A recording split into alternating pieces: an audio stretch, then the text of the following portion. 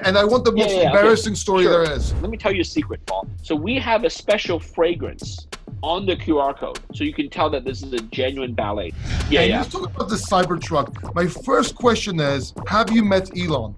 I ordered again and again. So I decided to give away a Cybertruck because I have multiple orders in the system. If the Bitcoin price goes higher, I'm going to switch surprise to the higher level. Do you think it will? Do you think we're going to go to 100,000?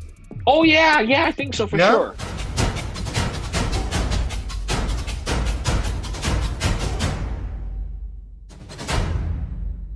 Today we're talking to Bobby Lee. We are talking to the founder of the Ballet Card. We're talking about the board member of the Bitcoin Foundation, Charlie Lee's brother from Litecoin, for those of you that know. And we're going to get into a lot of things. He has massive knowledge in the crypto space. I'm super excited. And Bobby, thank you so much for doing this. Really appreciate it. Super excited. Thank you, Paul. It's good to be on this show with you. Great. So we're going to talk about a few things today, and a few things that not many people really talk about. We're going to talk a little bit about your journey, how you got into crypto, what that is like. We want to tap into your mindset because this is a cryptopreneurs channel. It is about success in crypto. So we want to tap into that mindset and see how someone could succeed in the crypto industry. Then we're going to talk about the Ballet Card. This is an awesome hardware wallet, which I love. And then finally, we're going to talk about Cybertruck Giveaway. And that is huge. And I'm really excited about that. How did that come up, by the way, before we get started? How did that happen? The Cybertruck.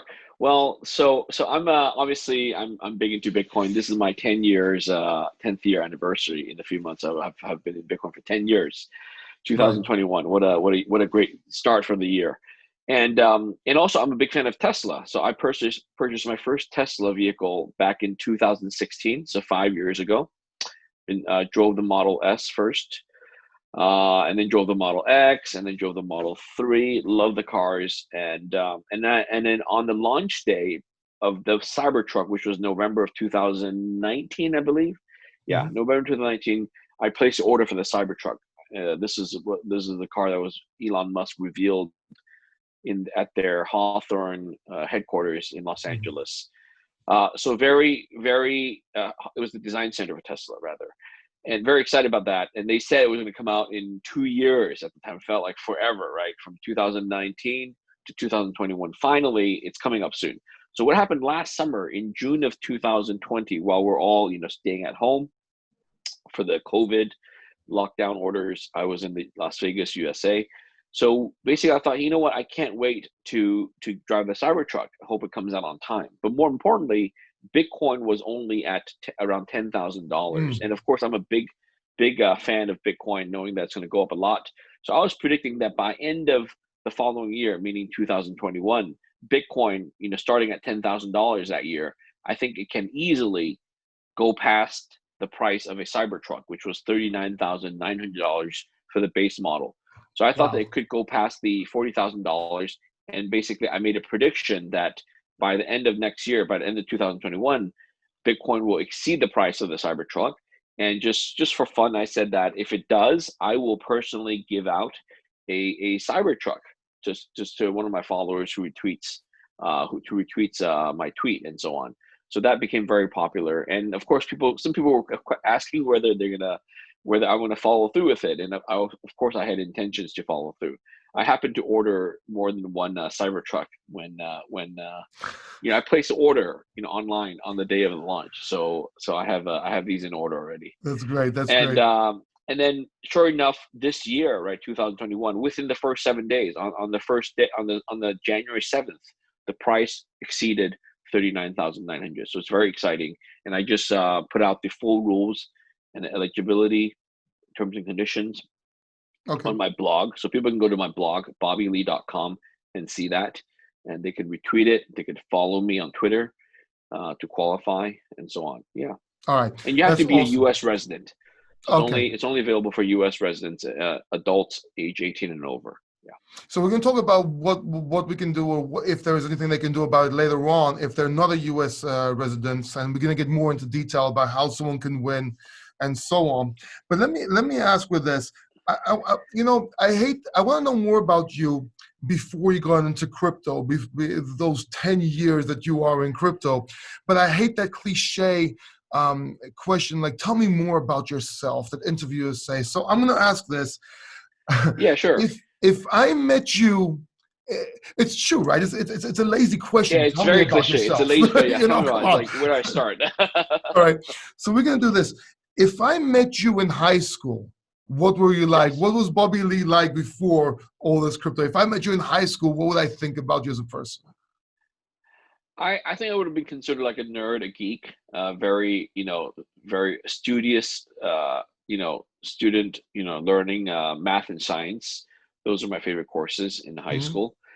Um, so I went to a boarding school in New Jersey, in New Jersey called Lawrenceville. So it's like a Hmm. prep school kind of situation. My family back then was in Africa, in the Ivory Coast, where I was born.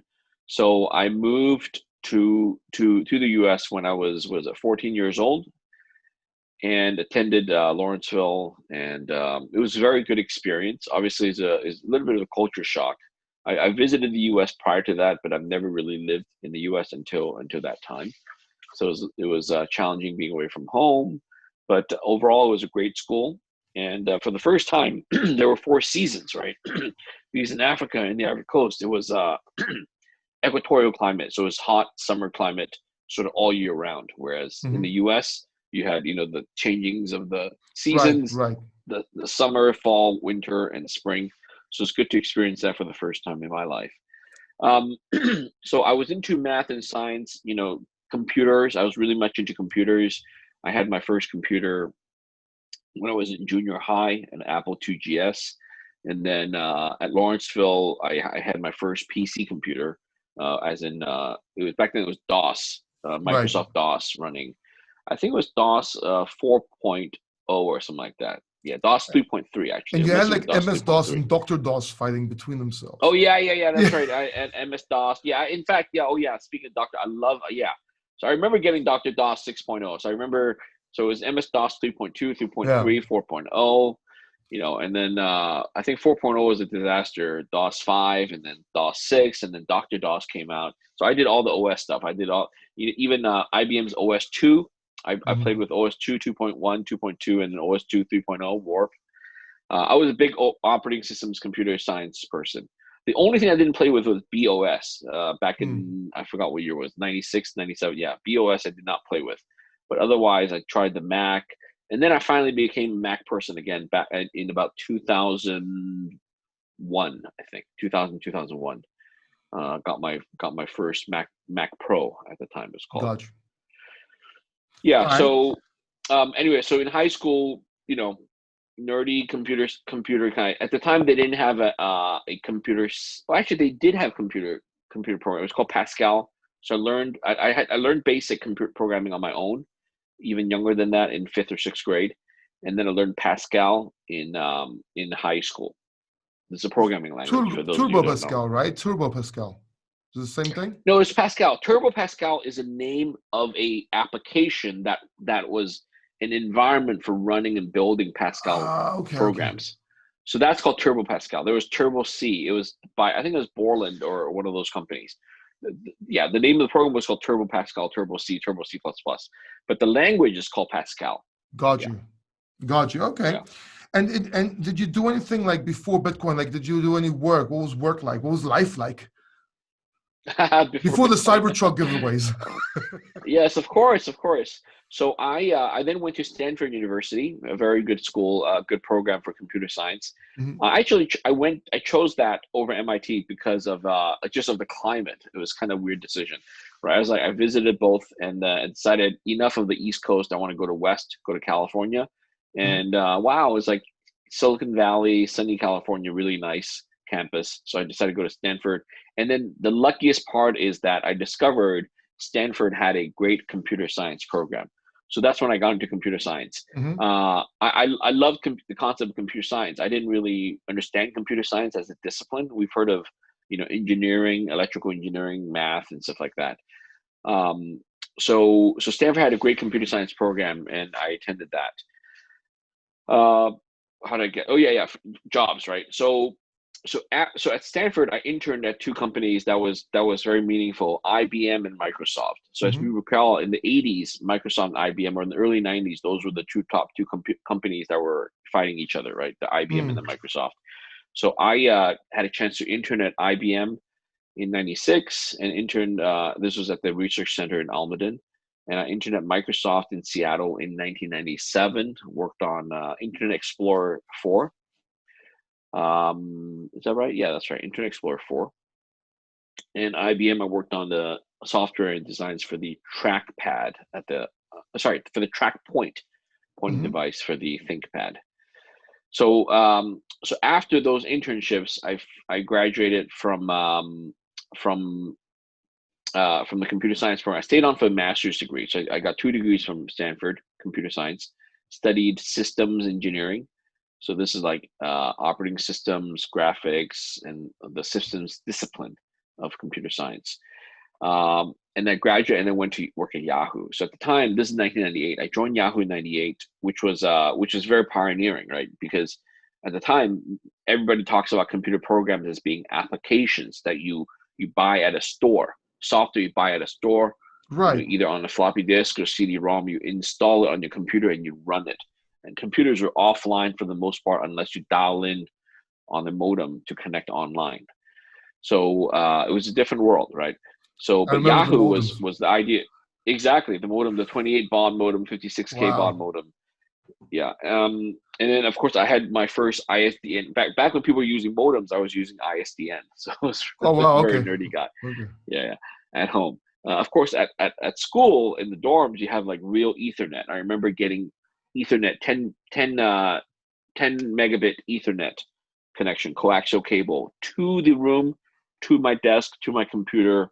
This is in 1993 at Oh Stanford. Okay, wow. this is really early. So my computer had an IP address on the public internet. I had a host name, I had an IP address, so my computer can be served as a web server facing the whole internet. So anyone online, anyone in the world can directly connect to my computer. That was really amazing. I ran OS2 Warp for that. This is the operating system running my own HTTPD server. So it gives you a perspective of my age, my sort of background in computer science. Worked at Yahoo, uh, online communities. So I started as a computer programmer, of course, in '98, and then got promoted to manager, senior manager, and then so I worked there for 8 years. So for the first 8 years of my career, I stayed at Yahoo. Worked on online communities. I worked on email systems. I worked on um, what they call Yahoo groups. I was a manager, the engineering manager groups. I Hmm. worked on identity, online virtual currencies. I worked on avatars platform, stuff like that. So I managed a bunch of different things. Is that when So, anyways, is that back when Joe Comm sold go Yahoo ahead. Games? I missed your question. Yeah, is that it was that at the same time when Joe Comm sold Yahoo Games to Yahoo? I don't know who Joe Combs is, but I know that when I joined Yahoo in '98, Yahoo already had a department called Yahoo Games. Got you. Okay. So, so if you're referring to an acquisition Yahoo made to turn into Yahoo Games, then that must have happened before I joined. Yahoo started in yeah, Okay. I think it was Joe Comm. Yahoo I think started it in '94. Yahoo started in '94, and that was when I was at Stanford. I remember at Stanford my freshman year, at the end of my freshman year in 1994, spring. That's when Mosaic browser came out. At the time, it was NCA. I forgot the acronym. It's the mm, University of Illinois Mosaic browser, which became Netscape, got you. Mozilla, right? So, and Yahoo started off on the heels of that. Uh, and then they started in '94. They went public in '96. They went public 2 years after they started.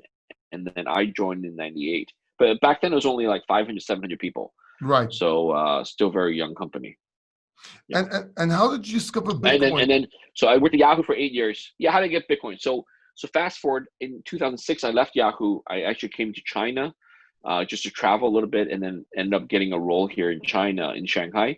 So I've been in Shanghai for coming up 15 years now. This is my 15th year.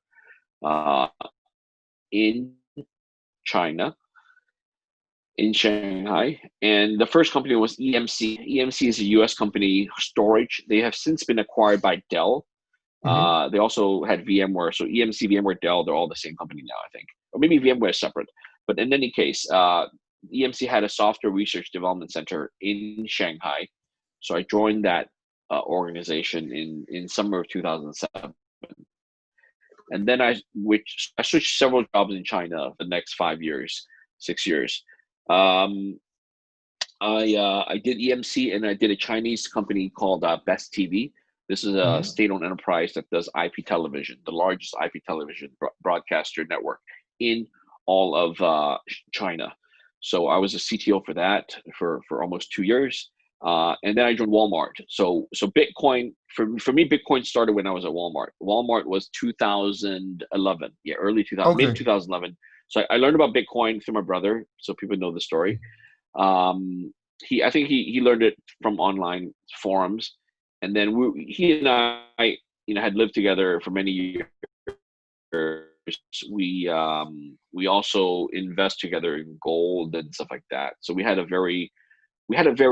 head start. We had a head start in the sense that he was also computer science, also MIT, very good school.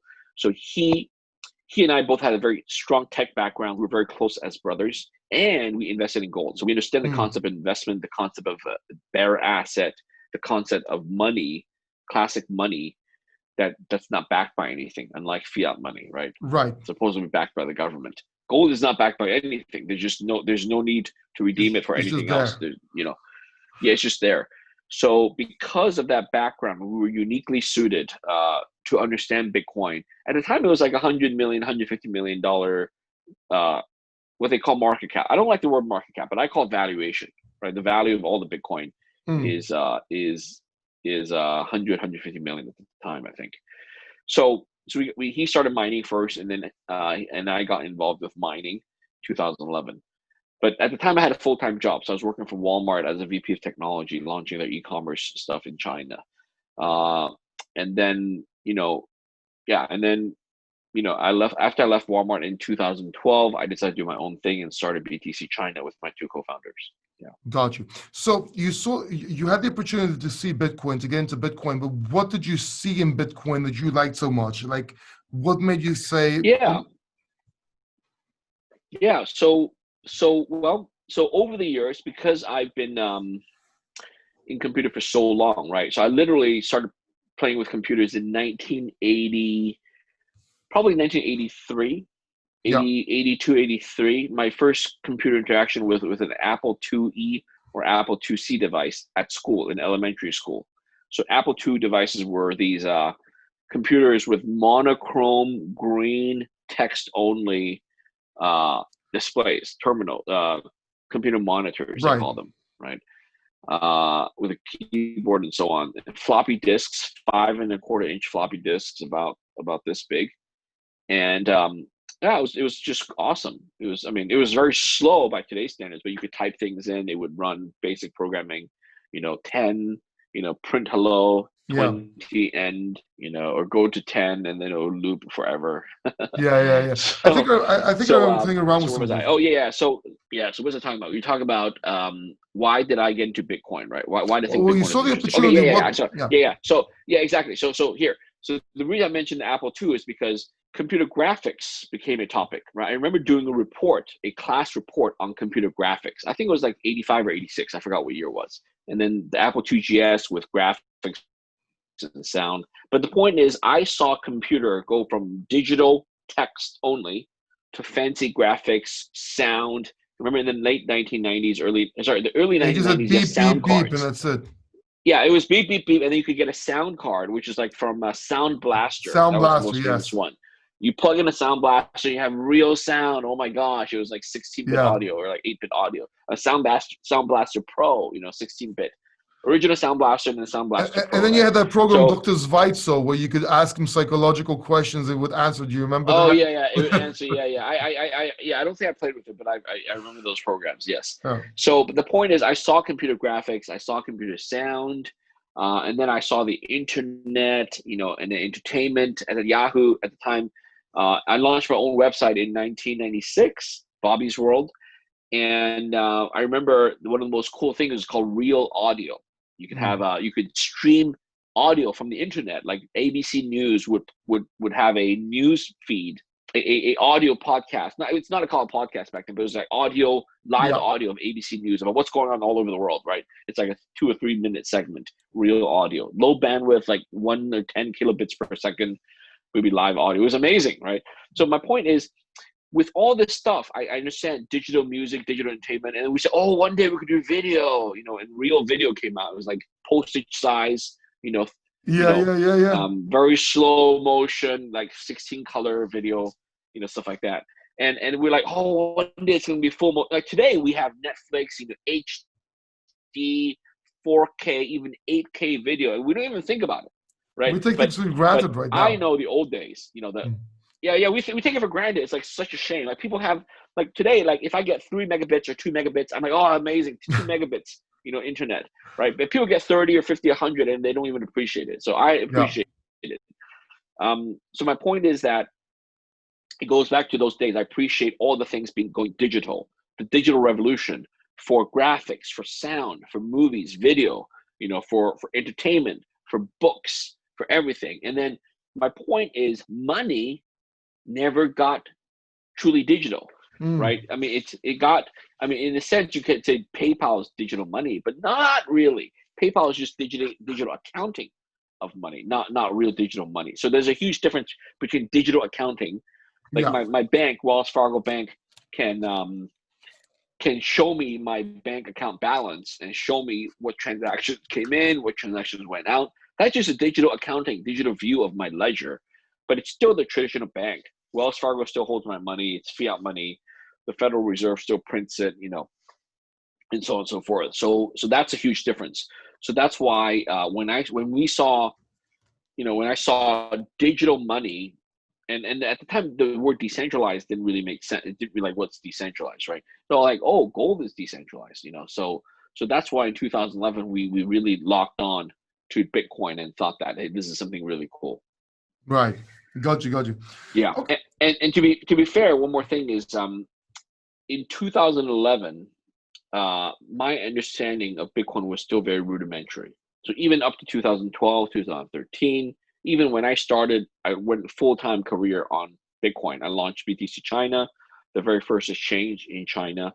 So even then, when I became CEO and co-founder, compared to today, I know a lot less than I know today. So it's a long journey. It's like I learn more every year about Bitcoin as I go deeper and deeper. It's ongoing. So my appreciation actually, my appreciation of Bitcoin actually gone up. Meaning today, I'm an even bigger fan of Bitcoin than I was 2 years ago, 4 years ago, 6 years ago, 8 years ago, 10 years ago. So I'm a huge fan of Bitcoin.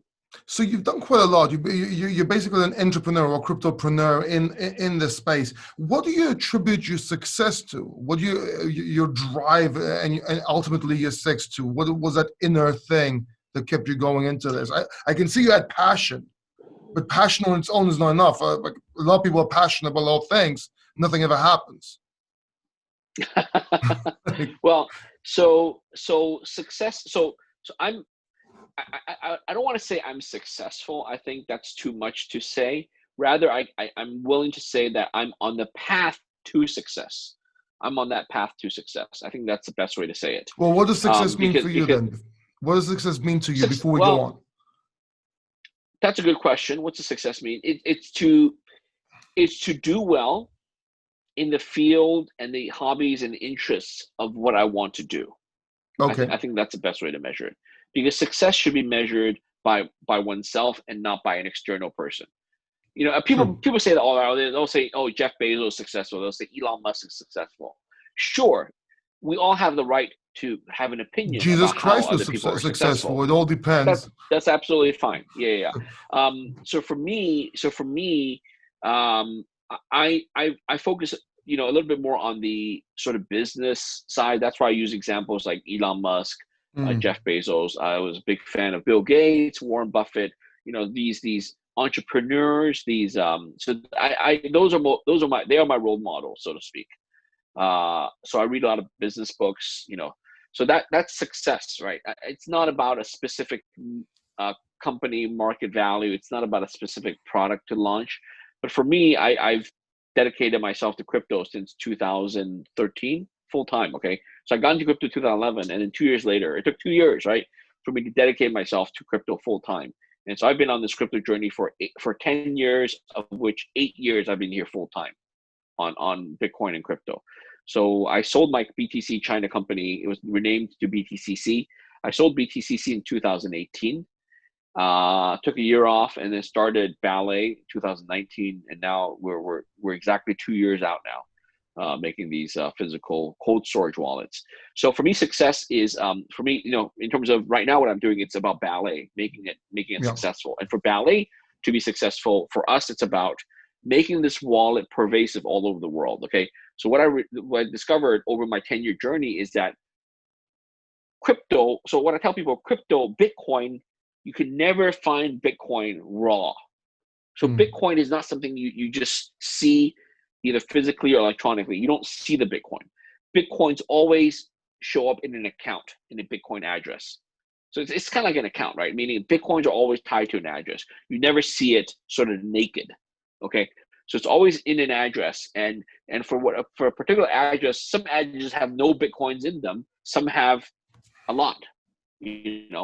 So, and the smallest unit is Satoshi. 100 million Satoshis, one full Bitcoin, and there's 21 million full Bitcoins. So for that concept, you and I, we natively understand that because you and I, we've been dealing with Bitcoin for many years, right? Whereas for normal people who are new to Bitcoin, to them, it's an odd concept. It has to be an account, and they don't understand. And when we say Bitcoin wallet, we know what that means. It means it's a software or hardware that has the private key management that can store the Bitcoins within accounts and so on and so forth. But for normal people, it's a very hard concept. So over the years, I've had the opportunity, the pleasure to meet a lot of newbies, a lot of people new to Bitcoin, because I'm trying to convince them. I'm like, you should learn about Bitcoin. You should buy Bitcoin. It's a great financial investment. Please take this advice seriously, right? So these new people, unfortunately, don't have computer science degrees. Yeah. They didn't start playing with computers 30 years ago, right? So for these new, or even 35 years ago now for me. So for these new people, it's very hard for them to get started. So what they do is, even if they buy Bitcoin, they'll ask me, Bobby, why don't you hold on to the Bitcoins for me? And I had for many years. For many years, I tell my friends to buy it, and I would custody it for them. I became like a mini Bitcoin bank. I mean, I didn't do it for business, or I didn't charge them any fees. It was just a personal favor. But over time, I don't want to do this. It's too much responsibility. What if something happens to me, right? So I would tell them to go keep it themselves, but they didn't know how to store their own Bitcoins. So they would store it on exchanges, right? So I don't want to name any exchange by name, but as you know, exchanges are custodial platforms. Yeah. And custodial platforms, they have the best intentions, but sometimes they go bust. Sometimes they get hacked. Sometimes the account gets hacked. Sometimes exchanges have limitations due to KYC regulation. They freeze the accounts. So all sorts of bad stuff can happen if you put your Bitcoins on an exchange. Right. So with crypto, the whole idea is you can manage your own crypto and host it yourself. So that's why there's a whole breed of products called hardware wallets that came out. The first one, I believe, was a Trezor. In fact, they announced the Trezor back in 2011. Wasn't it KeepKey? But it took many years. Maybe, but the Trezor ones was definitely one of the early ones that was announced. They talked about in the Bitcoin forum way early, but it was never released until like several years later. And then we have software wallets like Armory. We had Electrum. A bunch of course, Bitcoin D, Bitcoin Core. Back then it was called Bitcoin D, right? Shows my age. So what was I saying? So basically, the whole wallet concept was very hard for new people, very, very hard. And people don't understand operational security for managing private keys. They don't understand that the private key, you cannot show anyone. It cannot be revealed. It cannot be stolen, because then you lose all your coins. So you talk about how you came up with the idea. Okay, you talk about why Ballet, why use one. Let's talk about that. Why should somebody use one of these Ballet cards? Why should someone pick this over something else?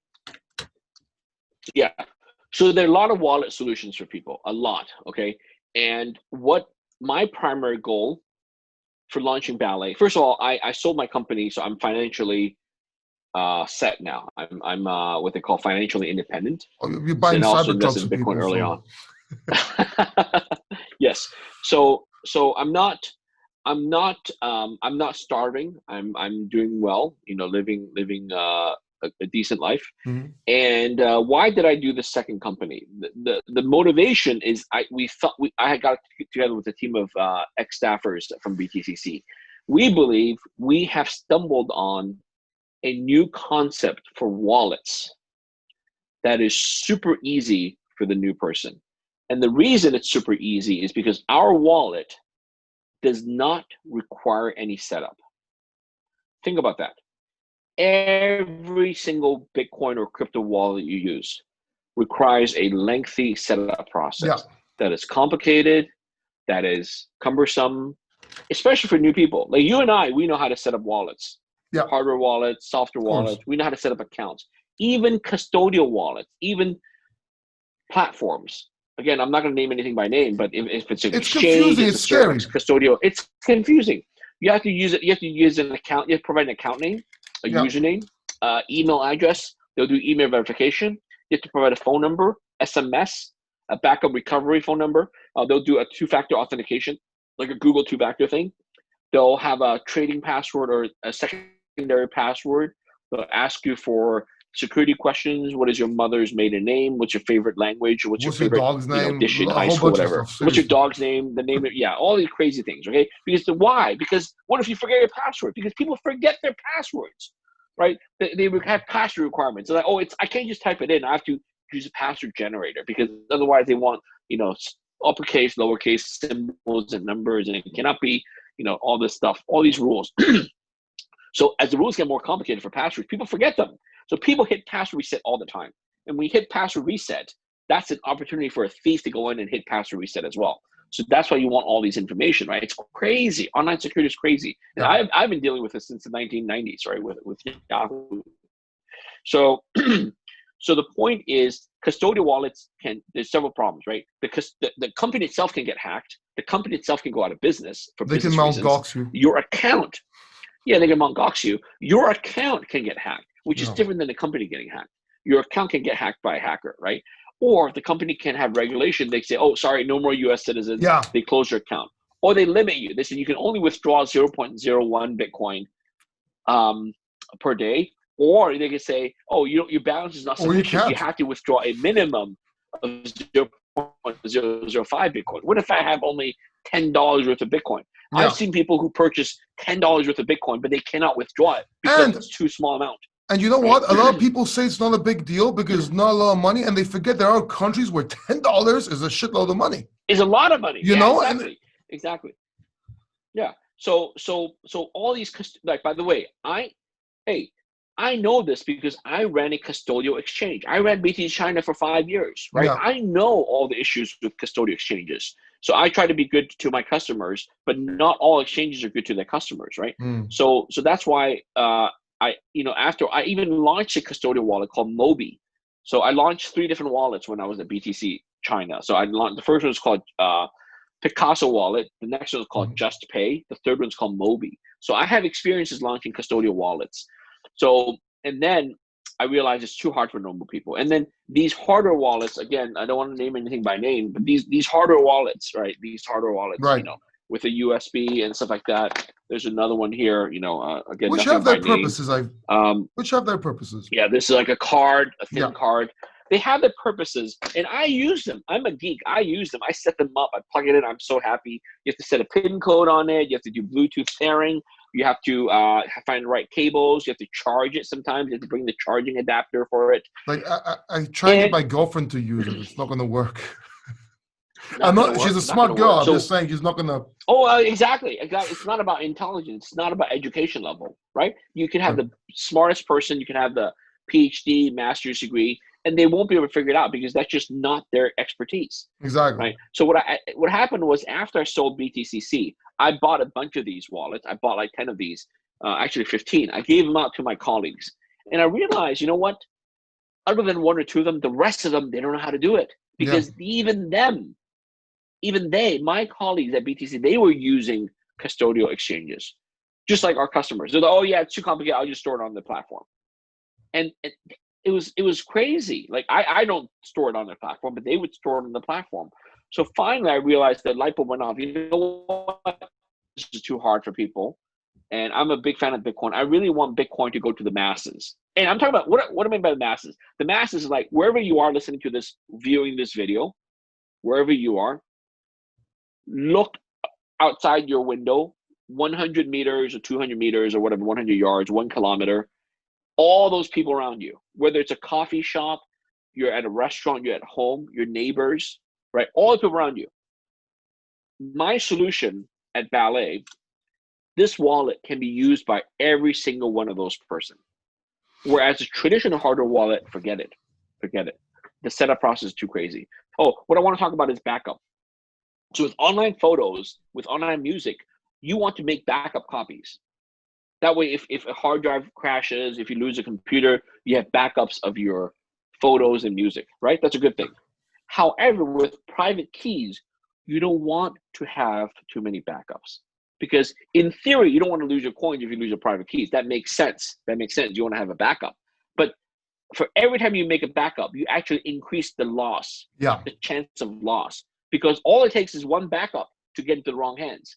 So unlike music and photos, where you want to make 5 different backups, different hard drive, different computers, different homes, right? With Bitcoin and cryptocurrency, you don't want to have 5 different backups. Because all it takes is one backup, and then all your coins will be gone. Right. And I know too many people using these hardware wallets, right? They make backups and they don't store the backup safely. They leave it in the drawer. They leave it in the same box. I know people put it in the same box, right? Right? And it's crazy. And then they put the backup on a computer, on a file in the documents folder. It's crazy. Or they put it on the Google Drive. I know people who put the seed on the Google Drive. Yeah, that's crazy. Yeah, that works. Right? Yeah. So I got to say something. So basically I said, how about we make this Ballet wallet? Yeah. This wallet requires no setup. This is the world's only wallet that requires no setup. Think about that. You buy it, you use it. Bobby, I bought a few of these. Look, I'll tell you how simple these are. Okay, before our interview, I bought a few of these to give them out, right, on my channel. I liked it so much. This was before I even talked to you or contacted you or anything like that. Before the Twitter thing where I saw you and we talked about this, I was giving these away, and I'm like, before the interview, I gotta check these out and see how these work. I figured I'll put an hour on the side to figure out how this works. This literally, you just scan this. This is your code. It's in there. You have an app which you and I don't have instructions for these, by the way, because I got the pack, like the 5 packs, and I got some more which haven't come yet. So I literally just winged it. I just I downloaded the app. I saw the code. I'm like, holy crap, it's here. And that was it. I was like, oh wow. Yeah. And then I was thinking, on the back here, you have a little memo thing. You can write stuff. You can easily, if somebody wants to leave something to their children, you're not going to leave instructions to a Ledger or to any other wallet, and I'll name it. I don't have a problem. And I love Ledger. I use Ledger. Oh yeah, forget it. Oh man, it's like I want to leave this for my kid, and my kid doesn't, or my grand, or something happens to me. Grandchildren. Yeah, exactly. Little instructions here. Hey, I love you. Whatever. Do this. And that's what you scratch that off, right? Then you scratch this off. You open this. That code encrypts your private key, and you're done. Yep. And it's open source. It's open standard. It's non-proprietary, meaning even if my company goes out of business, our wallet is the world's only wallet which has a designed lifetime of 20 years and more. Think about that. We designed it for the worst case. Man. There's no electronic components. There's no charging, nothing. Meaning there's no firmware upgrades, right? You could put this away for 5 years, 10 years, 20 years. It's going to work 20 years later. Even if you don't touch it at all. Credit card. Right? Yep. Size of a credit card. That's right. But heavier, so you can pick, if you ever locked outside and the credit card doesn't work to open up the door, you can use another one. Yeah. We make it heavy. And the reason we make it heavy and thick is because to give people a sense of value. This is not some flimsy, cheap plastic. Right. It's a stainless steel card, waterproof, It's very solid. It's Is this X-ray proof and fireproof? I all that wanted to stuff. ask that. It's not. It's not fireproof. And the It's not reason fireproof. here's the deal. Let me tell you a sad thing about us. Okay, the world we live in, nothing is fireproof, because you could be fireproof for 1 second or 1 minute, but you cannot be fireproof for 10 hours. Does that Yeah. make sense? When the World Trade Center's buildings burn down, everything's gone. There's nothing in the world that's truly fireproof. Even the fireproof safes, they're rated for 1 hour to 2 hours. You could put it in a fireproof safe, but even that is not truly fireproof if it's a huge inferno. Okay, so this is not fireproof because it's got the sticker on it. If you really want a fireproof solution, you should find a better solution. But for casual users, they don't need fireproof, right? They just need a good place to store their crypto. Yeah, exactly. So I got a few questions about this for you as well. By the way, for those of you that are looking at this, watching this video right now, if you like these kind of videos, go ahead and subscribe and hit that like button. If you want to donate, Yeah, you can even use this QR code right here if you want to donate to the channel. Okay, you gotta hold up closer. And I'm going to keep this. Closer. Sorry, closer. There you go. No, closer. Yeah, people can. Okay, focus. Okay, there it is. People can now donate, and then on the back you could write, "This is for donations for your show." Right. Oh, that's there a it good is. idea. That's a good focus. Right. See, now you there know you this go. card Even is for that. donations, right? This is made for the Use a crypto sharp, factor. Yeah, use a marker to say this is for the donation card, and that's for your personal wallet card. Awesome. And it has multi-currency support, so people don't just donate Bitcoin. They could donate Litecoin, Ethereum. They could donate XRP. They could donate even USDT, USDC stable coins. They could donate wrapped BTC. That's my other question. Any kind of crypto. Let me open up the app real quick because I have a question about the app. All right. Yes, please. So I could probably show this. This is safe because it doesn't say anything. Right. So this is the application. Right. Yep. Right here. Yep. That's right. Maybe. Okay. It might not be in focus. There you go. And you have all these coins that you enable. Okay. My question is, the ERC20 tokens, if someone sends it to the wallet, but it's not enabled, will it show up after I enable it? I think so. I think, yeah, it'll be automatic. Yeah. All right, before you guys donate, let me just switch everything on. Just in case. No, just kidding. Yeah. You'll enable. You can see it. You can see it. Okay, cool. Yeah, well, that makes sense, right? And this application controls everything. You can send money, receive money. You can. Yeah, exactly. It's called Ballet Card. You can actually buy money straight away now. Oh yeah, you can now. Awesome. I'll tell you about that in just a moment. But what I really want to point out first is your wallet. This physical wallet is where the money is, meaning your crypto is tied to this wallet card.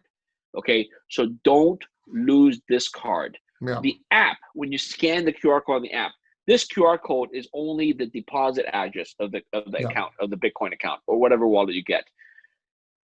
When you scan it, the software app, the mobile app, does not have permission to move the coins. So if someone steals your phone, or if your phone gets hacked, or even if you lose your phone, or you upgrade your phone to the latest iPhone or Android, you will not lose your coins. Okay, no one can steal coins by having the app. However, this card is what you need to keep safe. So if you have the app and you lose this card, then you can't access your coins. Even if the app says you have 1 Bitcoin, then sorry, your 1 Bitcoin is useless because you don't have the card. You just because you need the information beneath the card. You just see the blockchain, basically. Exactly. The app is just a view only. It's called a watch only wallet. That's a geeky term. It's an Armory, in Electrum, it's a watch only wallet. You can only see the funds, but you can't access the funds. But to access the funds, you need the card itself. You need to peel the sticker. This sticker, you just peel it, you scratch it off. Then the two functions, the two parts, it's called the two-factor private key. These two factors, kind of like multi-sig, but it's all on this one card. So it becomes a bearer instrument. And then you can use it to send out. And by the way, we put it on the same card. That way you don't have to memorize anything. There's no passwords, right? You literally put it in the safe. And as long as you have physical access, you can get it. So if something happens to someone, their children, their spouse can get the Bitcoin because it's in the safe. They can just you don't need to peel these off until you actually want the Bitcoin. Exactly, correct. So don't peel the sticker until you want to send out the Bitcoins. It could be your long-term hodl position.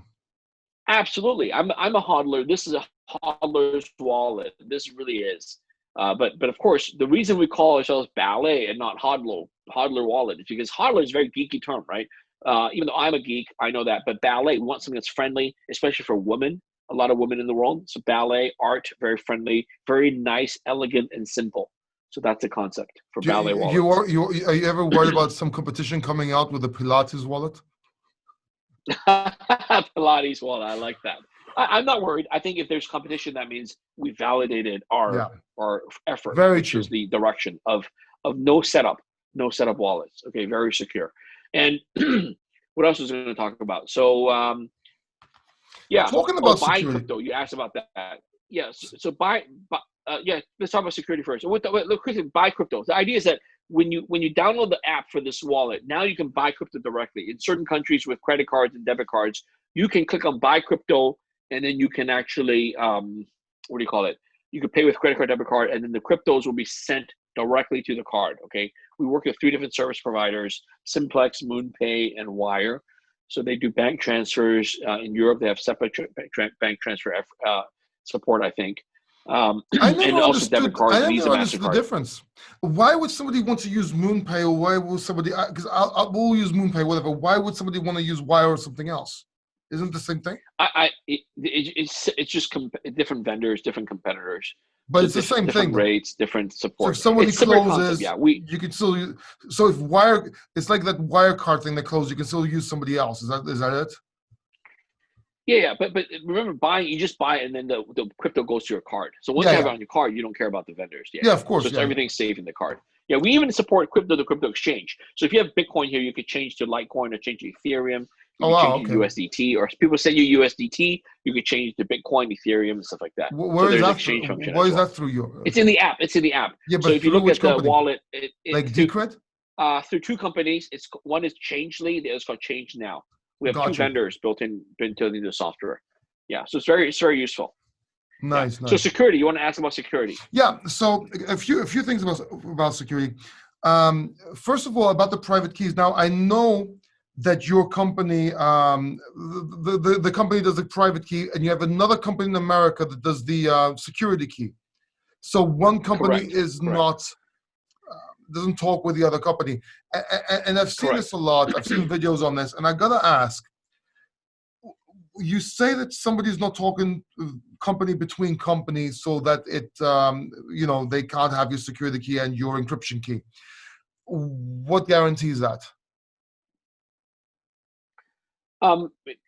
That's just what the product we sell. So here's the deal, Paul. Any product you buy in the real life, the product has specification it has to meet, right? Product specification, whether it's a car, whether it's a bottle of water. What guarantees that there's no poison in here? What guarantees that when you buy a car, it's going to run, right, for 10,000 miles or 100,000 miles? What guarantees that the iPad that you buy is going to work? Right. So the company has to stand behind it. That's why companies give warranties. They give these things, right? So my point is, do we have a warranty or insurance or something on this car? We don't have an insurance product yet, but we have something new coming up soon. We'll announce I can't really talk about it. It's a storage service. Okay. If you want an insured storage service, so it's gonna I can't talk about the details yet, but for people who want, it sounds exciting already. By storage, the way. they can. Yeah, it is very exciting. It also means you're listening to the market, and you're ahead of your game. I like that. Yeah, but we stand behind it. We stand behind the security and the wallet. So that's why. So for example, Paul, we build a lot of anti-counterfeiting features into it. Right, it's a very premium build, right? What do you think of the material? How do you like the quality of the card? It's got it's got a little B here that's gold. It's very I don't know who did you design this? The design is beautiful. Yeah. Thank you. Yeah, it's got a lot of high-tech features in there. I mean, there's no electronics, very high-tech. Let me tell you a secret, Paul. So we don't advertise it on the wallet itself, but if you scratch the QR code with your fingernails, go ahead and scratch it. Take your wallet. Yeah. Hold it up. I didn't want to spoil it, so. Okay, scratch a little bit and then smell it. Oh, it smells nice. Yes. So we have a special fragrance on the QR code. So you can tell that this is a genuine ballet. So ballet will cover all the senses, What? right? You could see it, you could touch it, you could feel it, you could hear it, You can smell it. right? And you can smell it, right? You can smell it. So this is how you know this is the real ballet wallet. The only thing you can't do is, the only thing we don't have it is licking. If you taste it, if you can lick it, make it taste the stainless steel. The next one. But the idea is that it covers all the senses. This is a physical object. We've made crypto into a physical object where normal people can relate to. Normal people can hold it in their hands, and they know how to keep physical things safe because they know how to keep money safe. They know how to keep jewelry, gold safe, diamond earrings. They know how to keep things safe. So that's why we make it really easy. No online hacking. The only thing you have to worry about is physical theft. Got you. So we made it really simple. So who's your biggest market right now? The markets, so obviously we sell in the US, we sell in Europe. We've partnered with Amazon. So we have these Ballet wallets for sale in almost all of the Amazon markets, with more coming. So obviously US, Canada, Mexico, Europe, so Amazon UK, Germany, many markets. France, I think you can get from Amazon Europe. You can order these; they'll get delivered to you.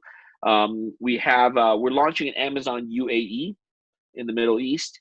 We're going to do Australia, Japan as well. So we have Amazon partners all over the world. We also have our own company store. If you go to balletcrypto.com, the store store STORE.balletcrypto, spelled BALLETCRYPTO.com. Okay. You can order the wallets from us directly. It gets shipped out to you from our headquarters in Las Vegas, Nevada, in the US. And then we're looking for resellers, right? We have a reseller program. We have over 20 resellers all over the world.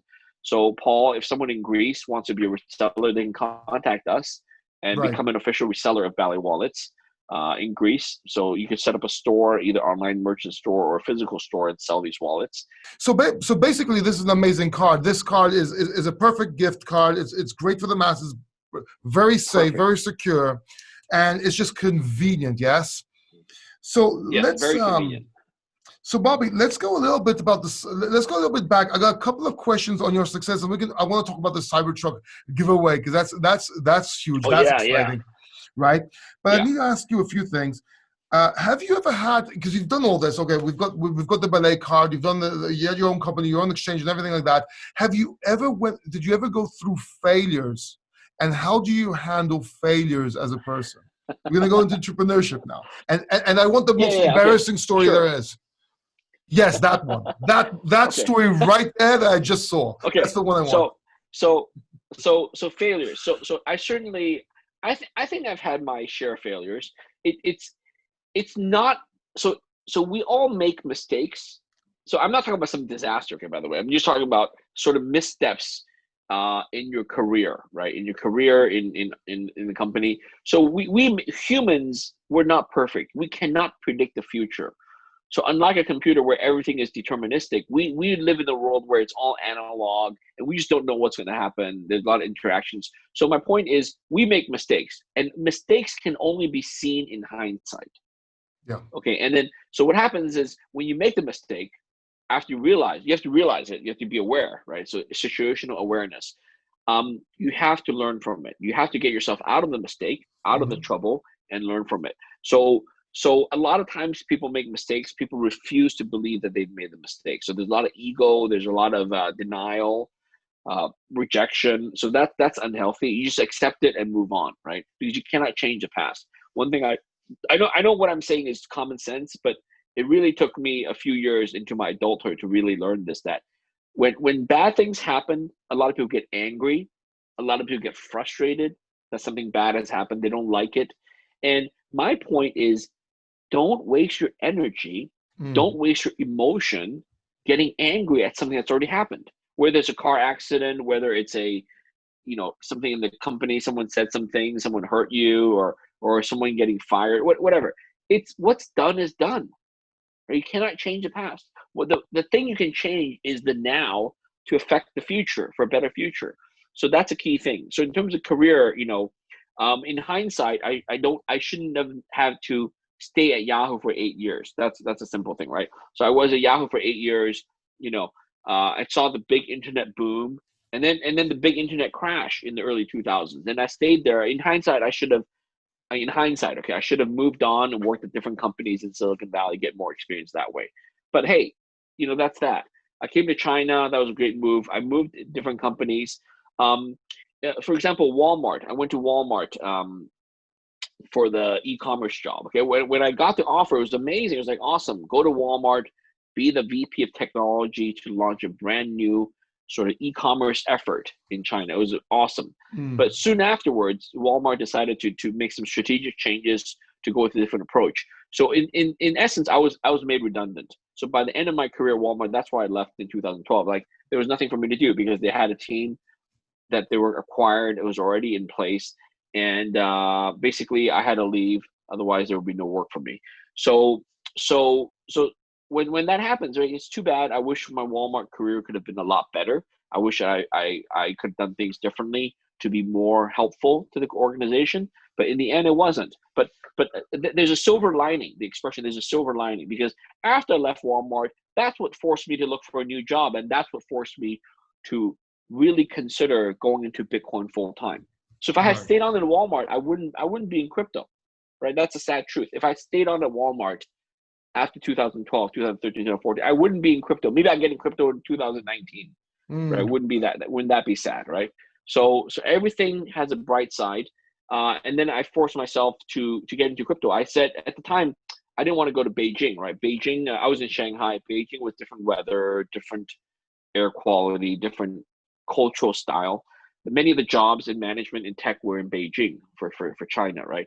So I decided, hey, what if I want to stay in Shanghai? So the only way to stay in Shanghai is to be my own boss. And the only way to be my own boss is to start a company.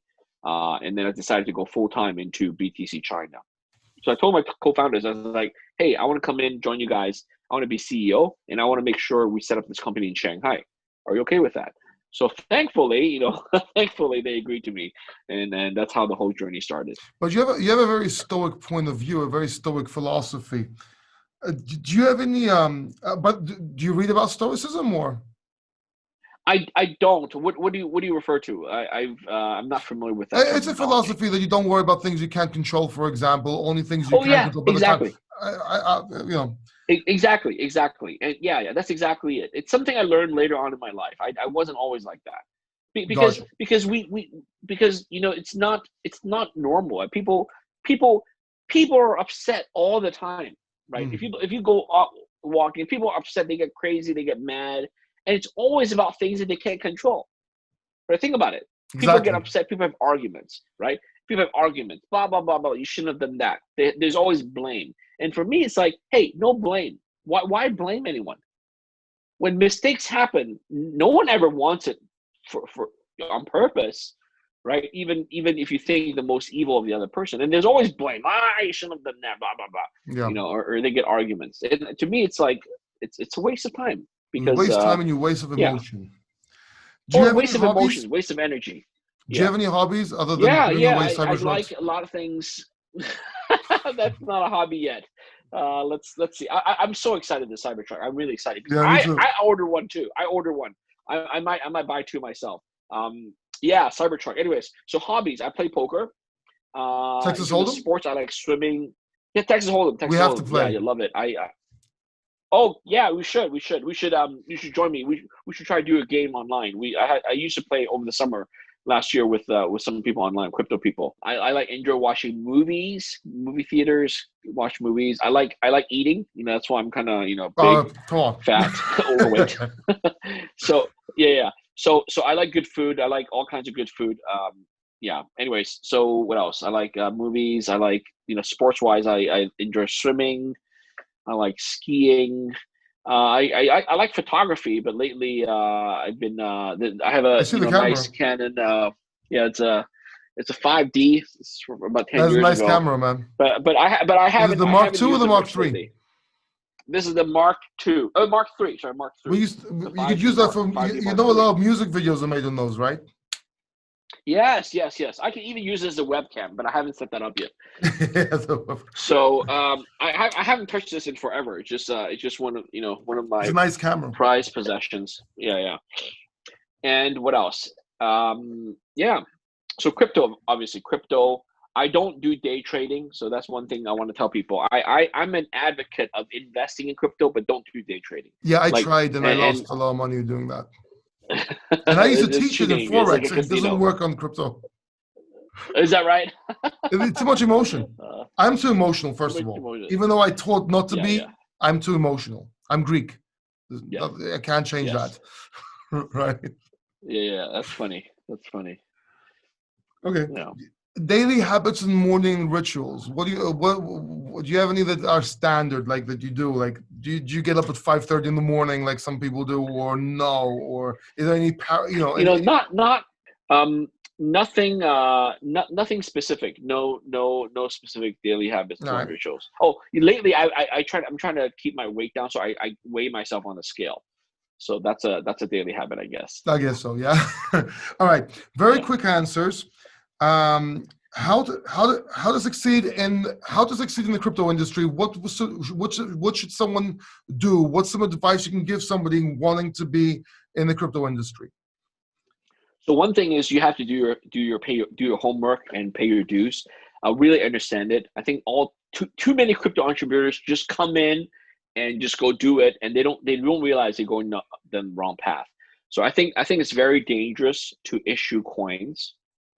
I To be very honest, I thought about doing it in 2017 from the Mm, Mobi wallet, but after a lot of analysis and thinking, I realized no, we should not do that because it opens up ourselves for too much liability and too much issue. Because if you issue a coin, then your motivation is to pump the price of the coin, which is not your project, right? We really should focus on is the product, the company, the project, and not pumping the price of a coin. So that's something definitely don't do if you listen to my advice. okay. And basically go into a business where it's win-win for you and the customer. Don't go into a business where it's like zero-sum game where you can only win if your customer loses, right? So that's a bad business model. I think I don't want to be name names, but some crypto companies, they get into these bad business models Yeah. where companies and founders are winning at the expense of the customers. So that's a very bad thing. Okay, so I know you don't have a lot of time, so what I'm going to do, I'm going to talk about the Cybertruck. Maybe we can do another video for the people watching next time to get more into the cryptopreneur mindset, right? Yeah, And yeah. let's talk about the Cybertruck. My first question is, have you met Elon? And I know everyone's wondering this. I have not, but I went to the Cybertruck unveil event. So that was in November. So I was Okay, lucky. I've purchased many Teslas in the past, so I was lucky to be invited to go to the event, the launch event. It was an unveil event in November of 2019. So I was there. I saw Elon Musk on stage, and you know how he was throwing these steel balls at yeah, the I window. It was remember, like, yeah. oh, it's like it's smacked. I was like, what's going on? I was right there. I was like 5 meters, no Those less are than cool. 5 meters. I was like on stage. I was like, whoa, and then he was like, oh, he was like, so we were all like, what's going on? This is like going off script. It was hilarious. Yeah. Yeah, But I that was, still placed my order. I was like, this is a good car. I want to place my order. yeah. They'll So I fix ordered it. they'll And the fix funny thing the is windows. I ordered it. And then the servers were crashing, okay? And then I was like, oh, wait a minute. My order goes. I ordered again and again. So basically I got multiple orders. So I decided to give away a Cybertruck because I have multiple orders in the system. So what does somebody have to do to win the Cybertruck? Basically, what do they Okay, need to do?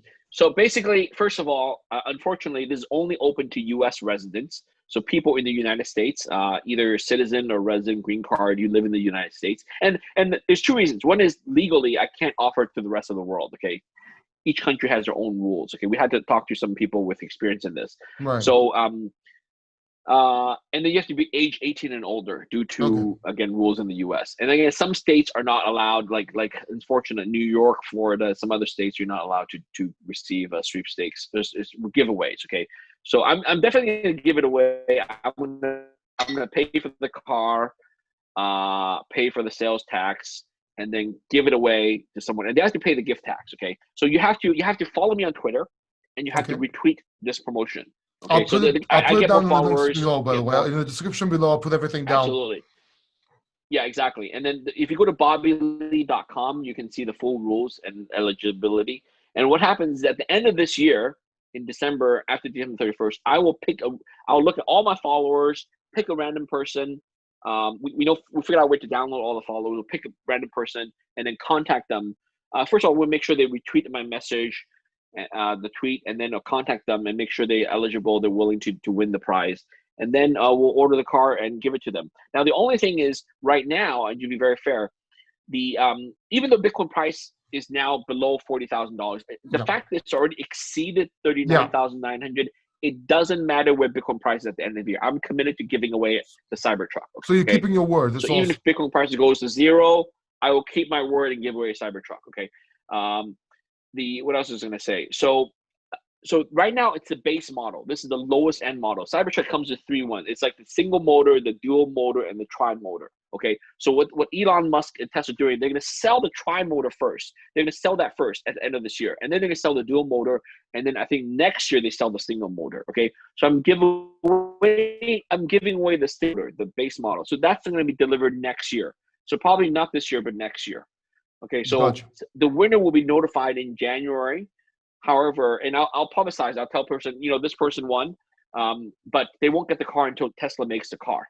Now, here's a secret, okay? If the Bitcoin price goes higher, I'm going to switch surprise to the higher level. Nice. Does that make sense? Nice. So if the Bitcoin price goes to 50,000, 60,000, 70,000, 80,000, I'm going to give you the highest value of the Cybertruck for that, okay? That and I'm going to put in all the options so that if Bitcoin goes to 100,000, if it goes to 100,000, for example, I don't say this in the rules yet, but I will do that. Okay, you can mark my words. If Bitcoin goes to 100,000 this year, it has to be this year, 2021. Then I will give away the highest configuration, which is a tri-motor, all-wheel drive, blah blah blah blah blah. Do you think it will? Do you think we're going to go to 100,000? Oh yeah, I think so for sure. In a few weeks, I'll tweet about it. It'll go. I think it'll definitely go to 100,000 for this bull run. I think so. Yeah. All right, but Bobby, I can't guarantee it. Yeah. So if it does, I will give away the highest Cybertruck model, and then maybe they'll get delivery this year or even early 2022. So that'll be very exciting. All right, Bobby, I'll go one last question for you, and then if you want to add anything on, and the question is this: tell me one question you wish people asked you in crypto, but they never do.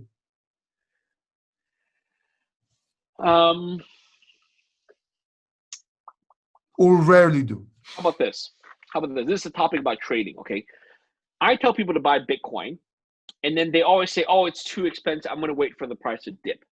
They always say that. And I'm like, don't do it. Buy it now. And here's why. So I'm going to answer that question. Why not to do it? Why not to wait for the dip? Two things.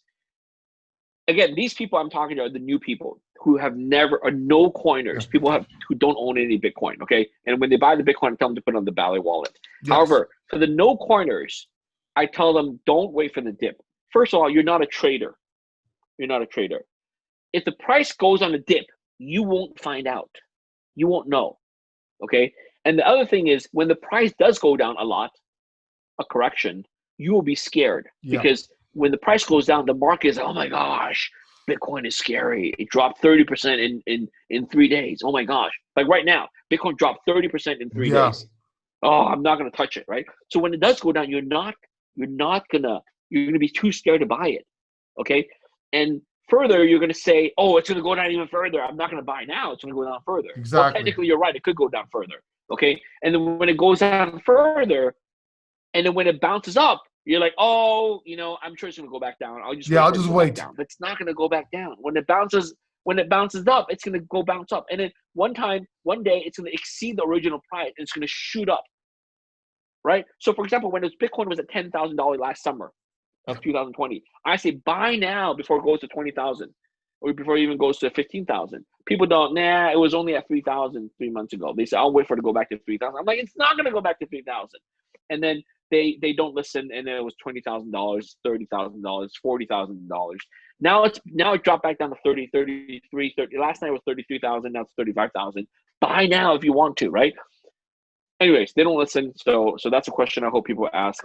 but they don't. And we hope they listen. Bobby, thank you so much for this. I really appreciate it. I hope I'll see you soon in another video so we can talk more about this. It's been amazing, man. It's been amazing. Indeed. All right. Okay. Thank you, Paul. Thank you. And thank you guys for watching. See you in the next one. Okay. Bye-bye.